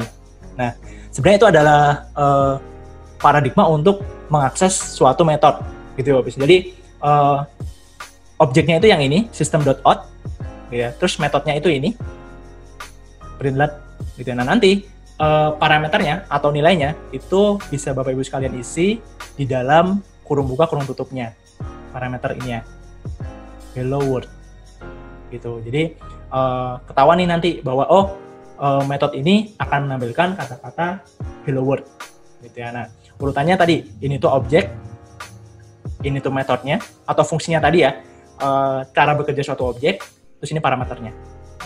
Itu makanya metode itu bisa buat perhitungan matematika, bisa buat manipulasi data, gitu ya. Bisa buat monitor kejadian di suatu event. Nah, itu contoh gampang nanti dari penerapan metode, gitu ya. Nah, jadi standarnya ini saya ambil juga dari buku yang Big Java 6 tadi. Jadi di sana juga screenshot-nya bagus-bagus. Jadi biar mempermudah pemahaman Bapak Ibu sekalian juga oke. Jadi ini objeknya, terus ini name of the method-nya, nah ini parameternya. Gitu ya. Jadi standarnya, nah sintaksnya sudah sintaksnya sudah dibuatkan. Gitu. Dan ini si buku Big Java juga sudah merujuk dari Code Convention Java. Itu juga sih. Yang diterbitkan sudah mulai tahun 97, itu sudah diterbitkan Code Convention-nya dan mayoritas belum berubah dari penulisan kelas, penulisan variabel kayak gitu. Nah, terus tadi kan kita mencetak si warna dan tahunnya itu ada di mobil beraksi, gitu ya. Tapi kali ini enggak. Kali ini kita akan masukkan dia ke dalam suatu metode, suatu function, gitu ya, suatu cara bekerja namanya print mobil. Gitu ya. Makanya di sini ada si atributnya warna produksi, terus dia punya juga function namanya print mobil. Gitu ya, buat nyetak warna, buat nyetak tahun produksi. Nah, terus saya inisiasi lagi. Objeknya adalah mobilku. Gitu ya. Menginisiasi ke si kelasnya itu mobil 2. Nah, terus saya masukkan, mobilku dot warnanya hitam, tahun produksinya 2006. Nah, tapi cara ngeprintnya beda nih. Cara ngeprintnya saya menggunakan method atau function, bukan langsung dicetak pakai sort tadi. Gitu ya. Jadi kalau misalnya kita lihat di versi sebelumnya, gitu ya. Nah, di sini saya langsung cetak nih, gitu ya. Langsung cetak di mobil beraksi. Tapi pas kalau yang di sini, saya langsung masukkan dia ke dalam suatu metode, gitu ya, print mobil.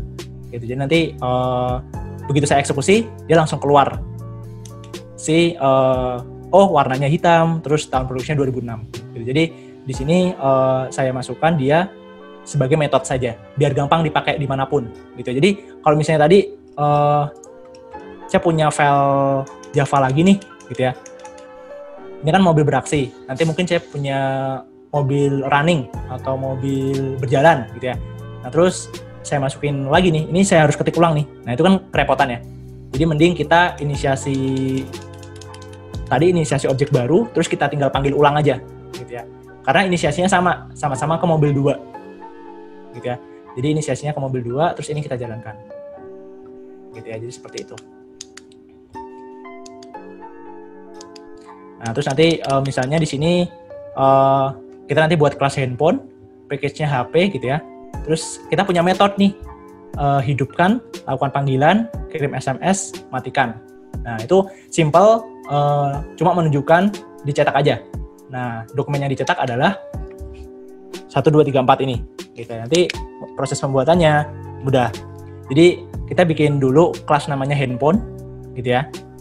Handphone, terus kita masukin fungsinya, hidupkan, lakukan panggilan, kirim SMS, matikan, gitu. Jadi nanti di sini tinggal dicetak aja si kata-kata yang tadi. Nah, di objeknya, gitu ya, ini kan tadi kelasnya, terus nanti ini objeknya namanya handphone Karno, gitu ya. Dia menginisiasi dari kelas namanya handphone, gitu. Nah, udah saya jalanin deh handphone Karno dot hidupkan sampai handphone Karno dot matikan, gitu ya. Nanti akan mencetak si perintah-perintah yang tadi yang akan di print, gitu. Jadi itu proses penerapan kita kalau mau pakai metode, gitu ya. Jadi biar gampang, kita nggak perlu ngetik segini lagi nih, ini diketik, ini diketik, ini. Jadi misalnya kita mau buat objek ratusan gitu ya, nah padahal cuma mau menjalankan hidupkan, lakukan panggilan ini doang nih, tapi kita harus ngetik ulang. Nah itu kan terlalu ribet ya, terlalu berat juga. Jadi mending kita bikinkan satu metode di dalam kelas itu, terus kita panggil deh di objeknya, gitu. Jadi itu lebih nyaman sih dan lebih efisien, gitu ya, di coding kita. Nah terus kita juga kadang sering dengar namanya itu setter getter, gitu ya, setter getter. Kalau di Java sebutannya mutator atau asesor. Nah mutator itu lebih kepada setter. Jadi dia ngeset rumusnya, ngeset penghitungannya kayak gimana. Nah getternya atau asesornya dia itu lebih kepada untuk cara dapetin nilainya nih, gitu. Nilainya berapa sih? Jadi rumusnya penjumlahan misalnya 1 tambah 2 A tambah B. Nah nanti hasilnya adalah C. Nah C itu dipanggilnya lewat getter, lewat asesor. Jadi itu nanti selain biar lebih aman dan standar penulisannya, nanti kita akan belajar di belakang ciri khas karakteristiknya Java OOP itu seperti apa. Nah itu nanti ini berkaitan dengan yang di belakang nanti. Oke, jadi kondisinya jadi nanti jangan bingung ada namanya setter getter atau yang ada namanya mutator sama asesor, bahwa mutator itu untuk ngeset rumusnya, gitu ya. Nah asesor itu untuk mendapatkan si nilainya tadi yang udah diset, gitu ya. Jadi contohnya di sini ada rumus untuk deposit ya. Jadi ada function method deposit. Terus nanti hitungannya adalah balance yang baru, gitu ya. Hitungannya balance yang baru sama dengan balance tambah amount, uang yang kita masukkan, gitu. Jadi misalnya kita punya rekening di bank 5 juta, gitu ya. Terus kita tambahkan 1 juta. Maka balance yang baru adalah 6 juta. Gitu ya. Nah, cara dapetin datanya itu bukan di mutator, tapi di asesor. Makanya di sini saya pakai return. Nah, nanti di belakang kita juga bahas tentang return, gitu ya, return balance. Jadi dia akan mengembalikan nilai yang akan kita sampaikan. Jadi yang akan kita kan di sini dapat 6 juta. Nah, cara nampilin datanya itu kita tinggal ngakses yang get balance aja. Get balance, balance-nya berapa nih, kayak gitu. Nah, terus tadi kita juga udah belajar tentang parameter ya. Jadi parameter itu sebuah pesan, gitu ya, yang dikirimkan dari objek A ke objek B, gitu ya. Contoh nyatanya adalah seperti ini. Oh, objek pengirimnya saya, gitu ya, atau kamu. Nah, terus nanti objek penerimanya adalah sepeda kamu, gitu ya. Terus change gears ini itu adalah pesannya, gitu ya. Terus lower gear ini adalah parameternya, gitu. Jadi change gears, jadi kita dalam menggoes sepeda itu mengubah gear sepeda turun, gitu ya, dari mungkin posisi 3 ke posisi 2. Nah, proses mekanismenya seperti itu. Jadi dari objek pengirim itu kita menurunkan gearnya, gitu ya, di sepeda kita. Terus nanti dia akan turun lower gear karena kita ngasih parameternya itu turun, gitu ya, lower gear. Jadi mekanisme pengiriman parameter di Java itu seperti ini. Jadi ada objek pengirim, objek penerima, pesannya. Nah, pesannya itu berupa metode yang dijalankan. Tadi ya, metode itu khas banget. Biasanya dia diawali huruf kecil, terus di pemisahnya nanti ditulis dengan huruf besar. Terus di dalamnya bisa dikasih parameter, atau kalau kosong juga nggak masalah. Gitu. Cuma di sini kondisinya di sepeda kita itu kita turunkan nih giginya, change gears, kita ganti giginya jadi lebih turun ke bawah, gitu ya, lower gear. Gitu. Nah, contoh gampang juga AC, gitu ya. Objek pengirimnya kita, objek penerimanya AC, gitu ya. Jadi di AC itu misalnya di remote AC ini ada kita mau naikkan suhu, gitu ya. Nah, menaikkan suhu itu menjadi sebuah pesan jadi metodenya. Terus kita mau menaikkan suhu jadi 34 misalnya. Nah, 34 itu sebagai parameter. Nah, jadi mekanismenya, cara pengembangannya seperti itu. Jadi jangan sampai bingung bahwa ada objek pengirim, terus objek penerima AC-nya, dan ada metodenya tadi ya, mengubah suhu, terus ada juga nanti parameternya itu suhunya berapa sih yang mau diubah, nah kayak gitu. Jadi mekanismenya seperti itu ya, untuk penggambaran atau untuk pemahaman parameter. Nah, ini penerapannya tadi saya terapkan juga pakai mutator asesor, bahwa di sini set gear, setornya gitu ya. Setornya gear yang baru sama dengan gear lama ditambah pertambahan gear. Gitu ya. Terus nanti cara dapetinnya itu kita tinggal manggil yang get gear-nya aja. Gitu ya, ditulisnya return gear. Jadi begitu misalnya kita jalankan gitu ya. Gear tadi yang di file sebelumnya saya tidak memasukkan nilai. Nah, di Java itu juga available seperti ini. Tadi kan kita lihat untuk formatting penulisan variabel itu harus ada tipe data, nama dari variabelnya, satu lagi nilainya. Gitu. Tapi kalau di Java dikosongkan seperti ini bisa. Contohnya integer. Kalau integernya itu dikosongkan, dia berarti nilai defaultnya adalah kosong, zero gitu ya. Nah, nanti tinggal kita masukkan di objek kita. Saya bikin objek baru namanya sepedaku. Nah, di sepedaku ini saya set gear dulu nih, gitu ya. Saya set gear 1. Gitu ya. Nah, nanti teman-teman kalau misalnya mau cari ini set gear itu isinya apa sih? Nah, nanti tinggal cara bacanya gini. Set gear itu kan objek dari sepedaku. Sepedaku itu menginisiasi dari kelas sepeda. Nah, nanti tinggal lihat yang sepeda, terus lihat yang set gear. Oh, dia rumusnya gini loh. Gear itu sama dengan gear plus pertambahan gear. Nah, pertambahan gearnya dimasukkan di parameter. Gitu ya. Maka dari itu nanti kalau di sini kita isi 1, terus kita get gitu ya, kita get gear. Nanti yang akan dicetak itu adalah 1 gitu ya, karena kita masukkan sebuah parameter 1. Pesannya itu set gear. Gitu ya. Nah, tadi setter getter berlaku. Set gear-nya di sini, tapi cara dapetin datanya kita pakai get gear. Gitu ya. Ini mutatornya, ini asesornya. Gitu ya. Di bawah juga berlaku. Gitu ya. Karena tadi kita udah set bahwa gear-nya jadi 1, terus kita tambahin 3 gitu ya. Set gear 3. Nah, menambahkan 3 pada posisi gear saat ini 1. Gitu. Jadi nanti posisinya akan kalau pas dicetak akan jadi 4. Gitu. Karena gear 3 gitu ya. Padahal gear yang lama itu kan 1 nih. Di sini dapat yang dari atas. 1 tambah 3, gear yang baru sama dengan 4. Terus dilempar ke sini. Nah, nanti akan dieksekusi, di print. Gitu. Jadi si gear yang saat ini adalah 4 gitu ya. Nah, terus nanti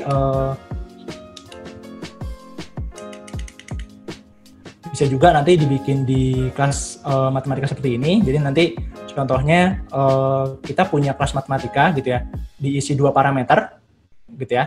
Terus nanti kita bikin sebuah kelas lagi namanya matematika running. Terus nanti kita bikin objeknya. Nah, contohnya seperti ini. Bahwa yang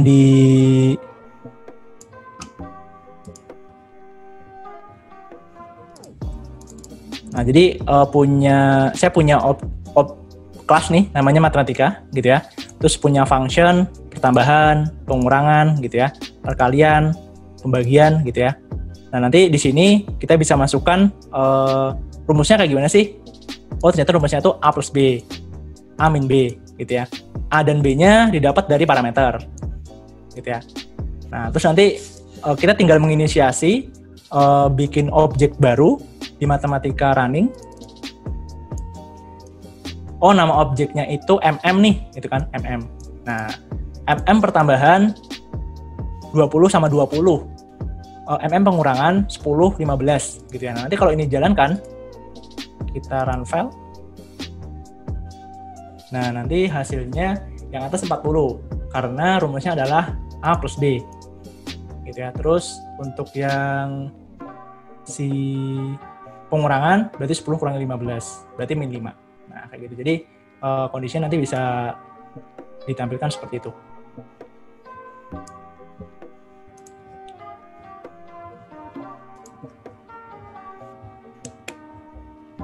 Nah, nanti secara perumusannya bisa berbagai macam ya. Tadi saya kebetulan bikinnya yang model yang seperti ini.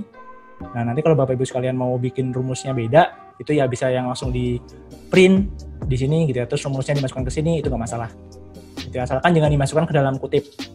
Karena kalau yang dimasukkan ke dalam kutip, itu tidak akan diproses oleh sistem. Gitu ya. Jadi hanya menampilkan datanya aja. Nah, terus constructor. Nah, nanti kita akan mengenal juga yang namanya constructor.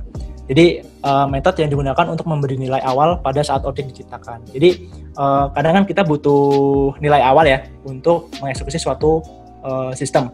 Nah, kita di Java pakainya constructor, gitu ya. Dipanggil secara otomatis ketika new digunakan untuk membuat instance class, gitu ya. Nah, nama constructor biasanya sama dengan nama kelasnya tadi, gitu ya. Misalnya tadi namanya Halo Indonesia.java, nama kelasnya Halo Indonesia. Nanti nama konstruktornya Halo Indonesia kurung buka kurung tutup. Jadi konstruktor itu adalah metode ya tadi ya. Metode itu standarnya biasanya diakhiri dengan kurung buka kurung tutup, gitu ya. Dan dia tidak memiliki nilai balik dan tidak boleh ada kata kunci void, gitu. Karena dia gunanya hanya untuk men-set nilai awal aja, gitu ya. Nah, contohnya seperti ini.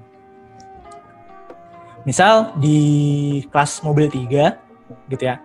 Itu saya bikin metode constructor, namanya juga sama kayak nama kelasnya, mobil 3, gitu ya. Nah, tapi saya inisiasi nilainya, gitu ya tadi ya. Kegunaan constructor adalah untuk menginisiasi atau men-set nilai awal pada sebuah metode, gitu ya. Nah, nanti di sini bisa kelihatan warna tahun produksinya nanti di set. Oh, nanti this warna ini dia itu manggil yang atas. Nah, nanti kita belajar juga tentang this ya. Nah, this warna ini dia mewakili yang di atas, kalau yang ini dia mewakili yang ini, gitu ya. Tahun produksi itu yang atas, tahun produksi yang ini dia eksekusi yang ini, gitu ya. Nah, nanti begitu dijalankan, kita bikin objek baru namanya mobilku. Nah, saya langsung bisa ngeset nih, mobilku merah 2003. Jadi proses penggunaannya ketika new tadi, kan kita biasanya di sini kosong ya. Gitu. Nah, nanti di sini kita bisa set, oh nilai awalnya itu mobil saya itu merah loh, terus tahun produksinya 2003. Nah, kayak gitu. Jadi dipanggil secara otomatis ketika new digunakan untuk membuat instance class. Jadi pas kita eksekusi bikin objek baru tadi ya, misalnya mobilku tadi, nah nanti dia akan otomatis kita bisa ngeset tuh nilainya dia merah, terus eksekusinya tahun 2003.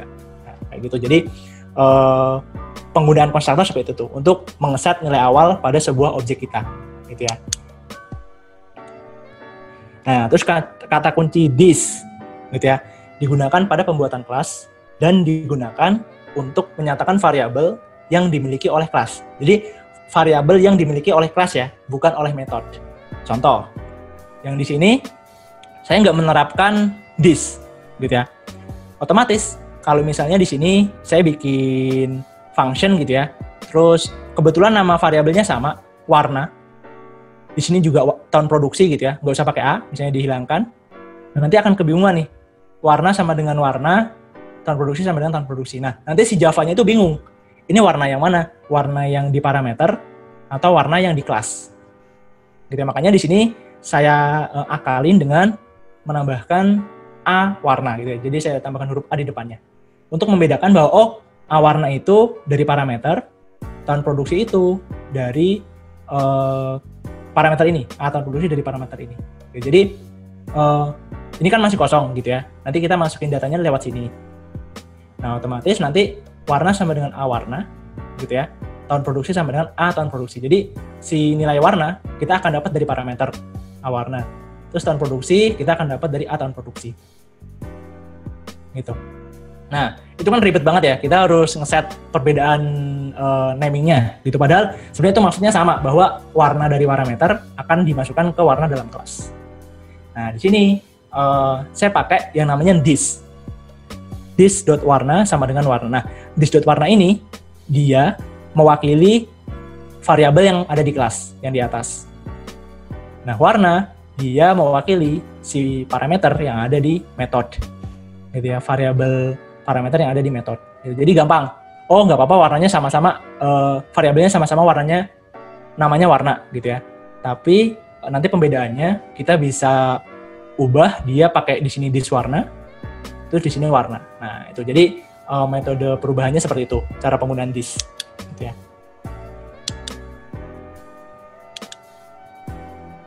Nah, nanti di sini juga saya punya kelas namanya bank gitu ya. Jadi nanti untuk penerapan yang konstruktor tadi ya. Jadi di sini kan perintahnya adalah buat konstruktor kelas bank dengan parameter saldo. Nah, nanti kita punya metode nih, simpan uang, ambil uang, get saldo.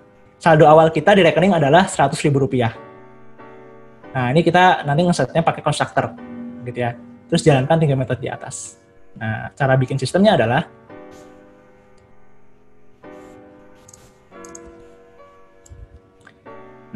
tadi ya, perintahnya adalah kita bikin sebuah konstruktor untuk mengisi saldo awal kita. Nah, kita bisa pakai ini. Gitu ya. Terus nanti kita bisa menjalankan 3 metode lainnya, simpan uang, ambil uang, sama get saldo. Gitu.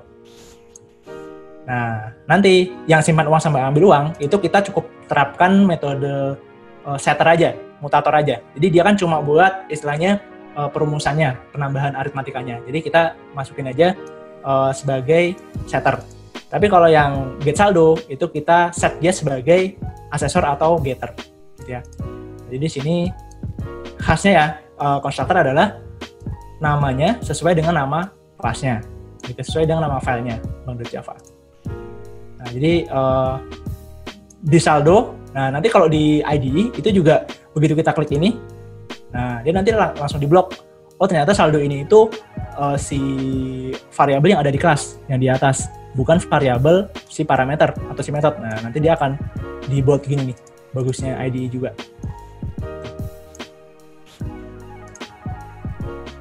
Nah, kemudian setelah itu kita masuk ke bank beraksi. Nah, kita set deh nilai awalnya. Tadi ya, ada kata-kata new untuk mengeset nilai konstruktor. New bank, gitu ya. Saldo awal kita segini. Gitu. Terus nanti kita pakai sort aja, nggak masalah. Nanti kita saldo awalnya berapa sih? Nah, kita get saldo buat dapetin saldonya. Ya, terus kita simpan uang 500.000. Terus kita ngambil uang 150.000. Gitu ya. Nanti begitu dijalankan. Nah, selamat datang di Bank ABC. Saldo awal adalah Rp100.000. Gitu. Kita nanti tadi masukinnya lewat konstruktor. Nah, terus nanti simpan uang 50.000, maka saldo kita tadi ya dari 100.000 ditambah 500.000 berarti saldo kita 600.000. Oh, diambil nih, kita ambil 150.000. Nah, saldonya jadi 450.000. Nah, kayak gitu. Jadi penerapan konstruktor, terus penerapan disk tadi kita jalankan di latihan yang bank ini ya. Gitu, Bapak sekalian. Nah, terus kita masuk ke bab 1.4. Jadi paradigma PBO, OOP itu dia punya karakteristik gitu ya. Yang sering mungkin kita dengar juga ada abstraction, terus ada juga nanti ada 4 sih karakteristiknya. Nah, kita mulai dari abstraction dulu. Jadi cara kita melihat suatu sistem di Java itu akan kita gunakan dia dipecah sebagai file yang lebih kecil gitu ya. Jadi modularity. Nah, jadi yang dipecah-pecah itu biasanya adalah kelasnya. Jadi alat mengabstraksikan sesuatu disebut kelas. Jadi contohnya, oh kita punya project atau punya gambaran, kita mau ngerjain mobil nih gitu ya. Terus kita abstraksikan, dia lebih kecil. Oh jadi front lighting, terus pedal system, rear lighting. Nah jadi kayak gitu kita pecah-pecah menjadi lebih kecil. Nah itu nanti kalau misalnya Bapak Ibu sekalian bikin project Java, itu kita bisa abstraksikan seperti ini. Nah, jadi lebih kecil seperti ini. Oh ada sistem airbags gitu ya, sunroof. Nah itu nanti bisa modelnya seperti ini. Dikecil-kecilkan seperti ini. Nanti ini bisa kita inisiasikan sebagai kelasnya gitu ya. Ini kelasnya seperti ini. Mungkin nanti dimasukkan lagi ke dalam suatu package gitu ya, bahwa oh ini untuk package keamanan, ini untuk package sistemnya, ini untuk package fasilitasnya kayak gitu. Itu bisa dikelompokkan lagi. Tapi intinya adalah abstraksi itu cara kita melihat suatu sistem dalam bentuk yang lebih sederhana. Gitu. Jadi dia sebagai kumpulan subsistem. Nah, sub-subnya itu nanti akan membentuk sistemnya. Gitu. Jadi kan ada mobil, dia kumpulan dari sistem pengapian, sistem kemudi, dan sistem pengereman. Nah, gitu. Jadi dipahaminya seperti itu aja. Nah, sepeda itu juga sama, bahwa dia itu sebenarnya kalau misalnya kita abstraksikan, kita perkecil lagi, nanti bisa kita buat dia sebagai jok, gitu ya, atau nanti khusus untuk pembuatan bannya, gitu ya. Terus mungkin di rem depannya, rem belakangnya, nah kayak gitu itu metode pengabstraksian dari sebuah aplikasi di Java. Jadi nanti bisa diperkecil lagi menjadi sebuah subsystem, gitu ya Bapak-Ibu sekalian.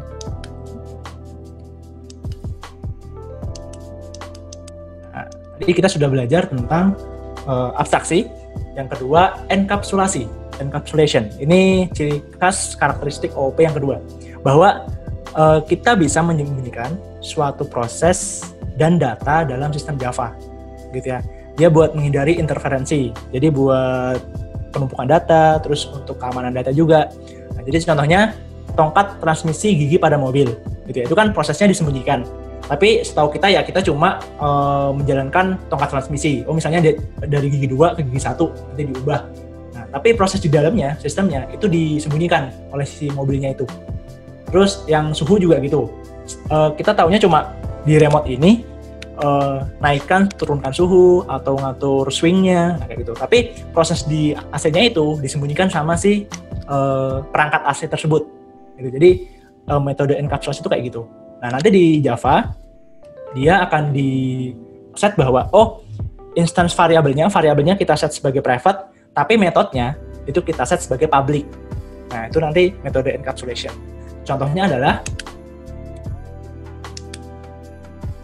nah nanti kadang Bapak-Ibu sekalian juga sering nanti ketemu public protected private, gitu ya. Tadi kan kita public static void main, gitu ya. Atau nanti bisa pakai juga metodenya misalnya public chain gear. Nah, kayak itu nanti bisa Bapak-Ibu sekalian isi juga akses levelnya. Nah, nanti perbedaannya seperti ini. Private itu misalnya ada metode yang di private, berarti metode itu bisa diakses hanya dalam kelas yang sama, gitu. Kalau misalnya metode itu tanpa tanda, berarti dia mentok di dalam package yang sama, gitu. Tapi kalau misalnya mau ke package yang lain juga bisa diakses, silakan pakai public, gitu ya. Kadang yang salah persepsi adalah tanpa tanda. Kadang tanpa tanda itu disebut sebagai private, padahal beda. Kalau tanpa tanda, package-nya sama, itu masih bisa diakses, gitu ya Bapak. Jadi jangan sampai kita nanti nge-set private, padahal dia itu mau kita akses di package yang sama, gitu ya. Jadi tanpa tanda itu adalah package-nya dalam package yang sama kita bisa mengakses. Gitu. Nah, jadi contohnya seperti ini. Cara membuat pixel itu saya hidden, saya private. Nah, dia bisa diakses di kelas ini doang. Terus cara membuat titik itu juga saya private. Dia cuma bisa diakses di garis doang. Nah, jadi nanti hierarkinya adalah kumpulan pixel akan menjadi titik, kumpulan titik baru akan menjadi garis. Nah, yang saya share ke instance si objek saya, GM, itu adalah metode buat garis. Ya, jadi ini yang saya publikkan. Jadi saya merahasiakan proses bikin pixel, bikin titik, itu saya rahasiakan. Saya cuma nge-share bahwa, ini loh saya share cara bikin garis, silakan Anda gunakan. Nah, itu metode untuk penerapan encapsulation di Java, gitu ya.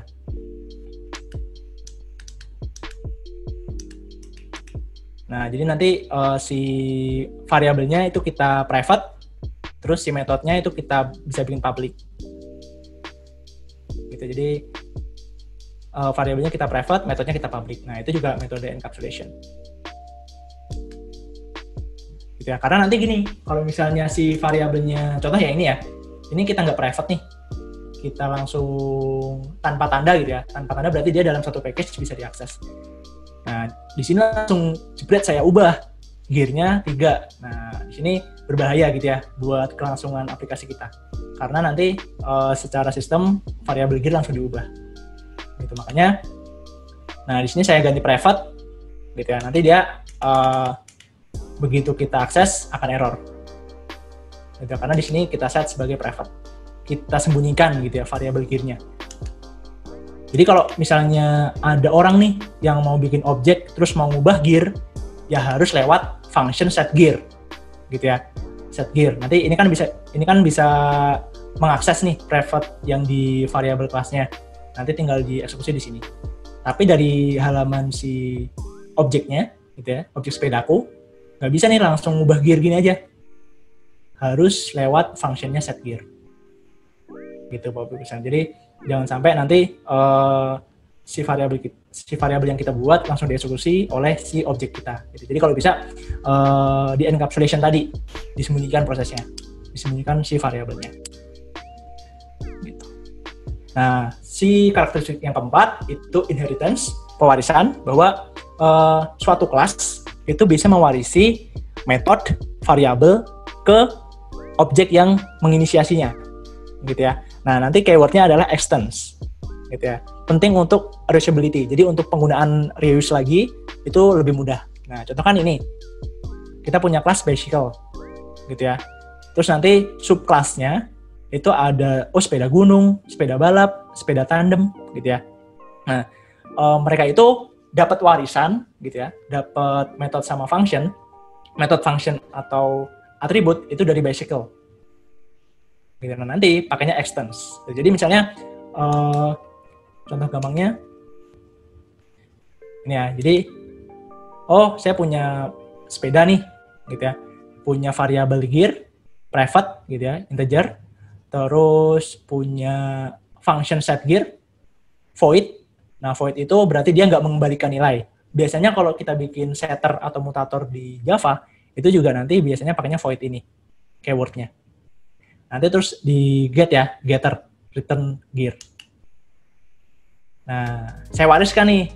Ini sepeda gunung itu akan dapat warisan dari sepeda. Sepeda gunung extend sepeda. Gitu ya. Otomatis nanti dia langsung bisa menjalankan atau langsung bisa mendapatkan si private ini yang variabel gear. Terus dia juga bisa langsung menjalankan function set gear sama function get gear. Gitu. Jadi nggak perlu ditulis ulang karena kita sudah wariskan ke anaknya, gitu ya. Nah, nanti ada sebuah Java file lagi namanya sepeda gunung beraksi. Kita buat aksinya, objeknya namanya SG. Nah, terus kita langsung set gear nih. Nah, ingat, padahal set gear itu nggak ada di sini, gitu ya. Set gear itu nggak ada fungsinya di sini. Kenapa dia bisa dijalankan? Karena sepeda gunung ini dia dapat warisan dari sepeda. Nah, dari sini. Ini sudah dihibahkan ke si sepeda gunung. Nah, jadi bisa dijalankan. Nanti bisa termasuk get gear. Get gear di sini nggak ada ya. Get gear nggak ada. Dia adanya set saddle sama get saddle gitu. Jadi beda fungsinya. Nah, jadi dia bisa menjalankan ini karena dapat warisan dari sepeda di extends gitu ya. Nah, jadi contohnya juga nanti ada di matematika canggih tadi ya. Jadi kita kan tadi sudah buat matematika, terus di sini kita buat juga matematika canggih untuk memasukkan si function yang modulus. Jadi kan tadi kita sudah buat di matematika 4 proses aritmatika, penjumlahan, pengurangan, perkalian, sama pembagian. Nah, di sini kita akan tambahkan satu proses aritmatika lagi, modulus, gitu ya. Jadi yang di modulus. Nah, di sini tadi udah ada 4 ya, pertambahan, pengurangan, perkalian, pembagian. Terus kita bikin di matematika canggih satu function lagi namanya modulus. Gitu ya, modulus. Nah, tapi di sini kita harus ngasih warisan nih ke matematika canggih dari matematika, gitu ya, extend. Otomatis nanti semua function yang di sini, pertambahan, pengurangan, termasuk variabelnya itu nanti akan dihibahkan ke matematika canggih, gitu ya. Nah, nanti ada matematika canggih beraksi, kita lakukan aksinya, kita bikin objek namanya MC, matematika canggih gitu ya. Terus dia menginisiasi dari kelas matematika canggih. Nah, kita bisa menjalankan pertambahan, pengurangan, dan modulus. Ingat, padahal pertambahan sama pengurangan itu nggak ada sama sekali di matematika canggih. Nih, nggak ada. Tapi kenapa bisa kita akses? Karena matematika canggih dapat warisan dari matematika. Gitu ya. Jadi, metode variabel itu bisa diwariskan ke subkelasnya. Nah, istilahnya subkelasnya. Nah, yang di atasnya yang mewariskan itu disebut superkelas. Gitu ya. Nah, terus ini yang keempat, yang terakhir itu polymorphism. Jadi kemampuan untuk memperlakukan objek yang memiliki perilaku bentuk yang berbeda. Jadi sebenarnya secara metode ada dua implementasinya. Ada overloading, ada overriding. Gitu ya. Overloading namanya sama gitu ya, tapi parameternya beda. Nah, itu overloading. Jadi nanti parameternya beda-beda tuh. Ada yang tipe datanya beda atau jumlahnya beda. Tapi nama si functionnya itu sama, itu overloading. Nah, overriding itu beda. Jadi di override akan ditimpa, gitu ya. Jadi dari superclass, gitu ya, ada metode yang namanya sama, gitu ya. Itu nanti akan ditimpa, akan dihapus. Jadi rumus yang dari superclass nggak akan berlaku. Dia akan mengikuti rumus dari subclass di bawahnya. Contoh, jadi overloading. Overloading itu di sini saya punya constructor mobil, gitu ya, mobil. Gitu. Nah, di sini yang beda adalah parameternya, gitu ya. Yang di sini dia punya dua parameter, ada warna, ada tahun produksi, terus yang di sini kosong, gitu ya. Nah, gunanya buat apa? Nanti pas kita menginisiasi objek baru, di sini saya punya mobilku ya, objek barunya. Nah, saya bisa set mau saya isi datanya atau enggak. Nah, kalau mau diisi datanya ya diisi merah 2003, tapi kalau nggak diisi ya nggak apa-apa, gitu. Jadi nanti hasilnya yang atas merah 2003, yang bawah 0, tahunnya 0, gitu ya. Kalau misalnya string dikosongkan nilainya, itu defaultnya adalah 0. Kalau yang tadi integer kita kosongkan nilainya, dia defaultnya ada 0, gitu ya. Nah, jadi seperti ini. Kalau misalnya ini nggak ada nih, nggak kita overload, gitu ya. Kalau di sini saya langsung kayak gini aja, pasti error. Karena nggak ada function yang parameternya kosong, gitu ya. Jadi di overloading. Ingat ya, tadi overloading adalah menggunakan nama metode yang sama, tapi parameternya beda. Entah itu tipe datanya atau jumlahnya, kayak gitu ya. Nah, itu nanti beda. Nah, contohnya kita overloading untuk gambar lingkaran, gitu ya. Kita mau gambar lingkaran, itu kan biasanya menentukan diameternya dulu, gitu ya. Baru nanti dimasukkan ke rumusnya, gitu. Nah, nanti diameternya bisa dia bilangan bulat, pakai integer, atau bisa kita juga pakai bilangan koma, pakai double, gitu ya. Atau kita mau sekalian gambar di titik koordinat X sama Y-nya. Nah, itu juga bisa. Nanti dimasukin kayak gini. Nanti tinggal kita plotting aja. Kayak gimana sih metode gambarnya, gitu ya. Atau mau sekalian, kita kasih warna, kita kasih nama. Nah, itu bisa banget. Jadi, sekali satu nama, untuk beberapa metode cara kerja, itu bisa. Dan ini yang disebut sebagai overloading. Gitu ya, Bapak-Ibu sekalian. Jadi, overloading itu, ingat, metode namanya sama, tapi parameternya berbeda-beda. Bisa tipe datanya, double integer, bisa juga jumlahnya. Ini kan satu doang nih, diameter, tapi yang ini ada 3, diameter, X sama Y. Nah, kayak gitu. Jadi nanti bisa diterapkan seperti itu. Gitu. Nah, pertambahan juga sama. Misalnya saya mau buat defaultnya 2 model. Pertama, pertambahan yang dia pakai 2 bilangan, bilangannya bulat. Atau mau 3 bilangan, masing-masing itu pecahan atau koma gitu ya. 2,5, 2,7, nah itu bisa banget. Gitu. Jadi nanti tinggal buat aja metodenya sama, tapi parameternya berbeda. Gitu. Nah itu metode dari penggambaran overloading di Java. Nah itu konsep ciri khas dari polymorphism.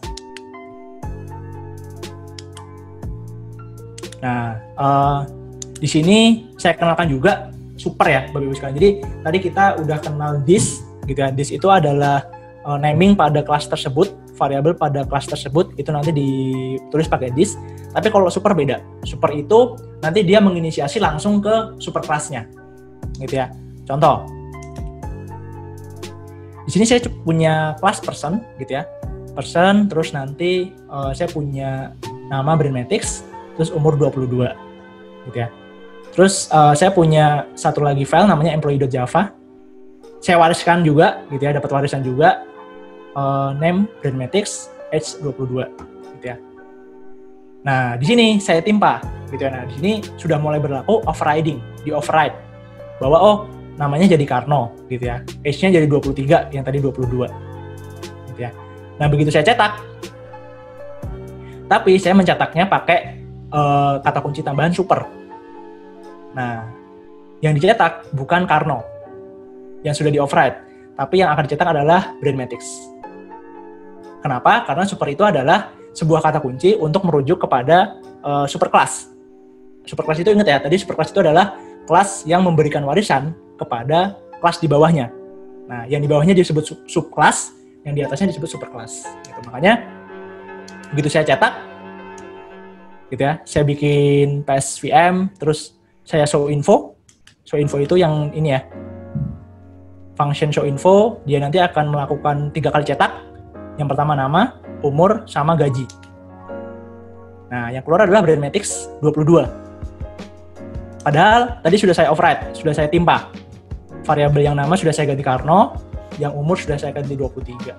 Nah, tapi di sini nggak berlaku karena saya tulisnya pakai super, gitu ya. Yang keluar Brainmatics 22. Tapi berbeda kalau tadi kita ulang ke beberapa slide di atas pakai this. This itu untuk menggunakan variabel yang ada di kelas tersebut.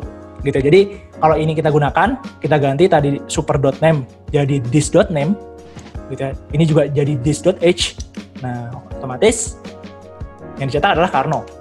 Bukan Brainmatics 22, tapi Karno 23. Gitu. Jadi jangan sampai salah misalnya, saya mau pakai variabel yang dari superclass deh. Nah, silakan pakai kata kunci super. Tapi kalau enggak, ya udah boleh pakai this tadi untuk menggunakan variabel yang ada di kelas sekarang, gitu ya, kelas tersebut.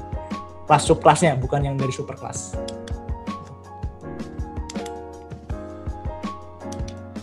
Nah, terus tadi overriding sedikit ya yang di variabel. Nah, ini kalau misalnya overriding yang method. Jadi tadi kan di sepeda punya set gear sama get gear.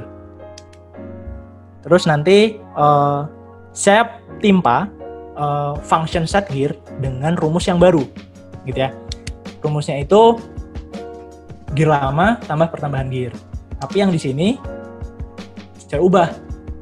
Rumusnya itu adalah 2 kali get gear. Jadi 2 kali gear yang baru. Nah, jadi nanti begitu kita jalankan, yang dicetak adalah 4 sama 14. Kenapa? Karena di sini 2 gitu ya, set gear-nya 2, dimasukin ke rumus yang ini, 2 kali 2, 4. Yang ini 3 gitu ya. Tadi sudah 4 ya, jadi 4, terus 4 ditambah 3, terus dikali 2. Nah, jadi nanti hasilnya 7, buat menampilkan si set gear yang baru. Itu 4, 7, 14. Jadi nanti hasilnya, kalau yang di overriding itu akan ditimpa gitu ya. Jadi rumusnya set gear-nya itu akan ditimpa dengan rumus yang baru. Gitu ya. Kalau tadi kan variabel bisa ditimpa juga. Nah, kalau untuk yang metode itu juga bisa. Nah, mekanisme ini disebut overriding. Gitu ya. Kalau yang overloading tadi nama metodenya sama tapi parameternya berbeda-beda. Gitu. Nah, skill check sedikit. Tadi kita belajar tentang kelas lewat Halo Semarang, terus terkait variabel gitu ya, mobilku gitu ya. Terkait metode, tadi bank ada metode untuk simpan saldo, terus ambil saldo, ambil uang, atau mungkin melihat saldo. Nah, tadi kan kita pakai metode-metode itu. Nah, di parameter kita pakai matematika untuk memasukkan parameter yang digunakan untuk penjumlahan, pengurangan, kayak gitu ya. Nah, encapsulation sepeda mewariskan ke sepeda gunung, sepeda balap, sepeda tandem gitu ya. Itu nanti sepeda. Terus di inheritance matematika canggih gitu ya, dari mulai tadi kita mau masukin modulus gitu ya ke operasi aritmatika yang ada. Jadi ada 5 operasi aritmatika. Terus yang terakhir polymorphism matematika. Tadi ya kita sudah coba timpa untuk beberapa di overloading, di overriding kayak gitu, itu di matematika. Jadi skill check ini untuk mempermudah Bapak Ibu untuk mengingat bahwa yang kita pelajari tadi kata kuncinya ini loh. Nah kayak gitu. Jadi biar cepat nanti untuk refreshnya.